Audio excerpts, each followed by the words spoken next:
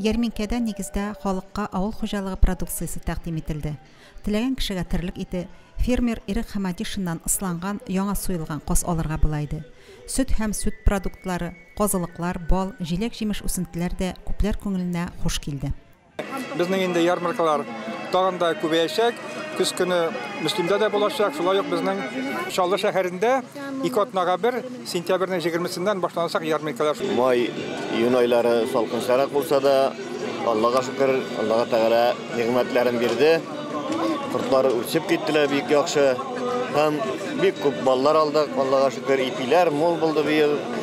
Татарстан Республикасы көне ул гадәти бәйрәм генә түгел. Телебез, милләтебез, аның яшәеше һәм киләчәге өчен җитәкчеләребезнең зур тырышлыгы белән булдырылган бәйрәм. Ярминкәдә кирәк-ярак кына алып калмыйсың, күптән күрешмәгән дустанышлар белән очрашасың, хәл-әхвәл белешәсең. Бүген белгәнебезчә бик матур бәйрәм инде. Бигрәк тә безнең Татарстаныбызның күп милләтле халкына, татарларга бигрәк тә Татарстан Республикасы көне рәхәтләнеп татарча сөйләшә торган көн, татар телебезнең сакланып калганына сөенә торган көн. Бу ярминкәләр инде һәр мөслимле өчен дә, һәр кем өчен дә күңелле.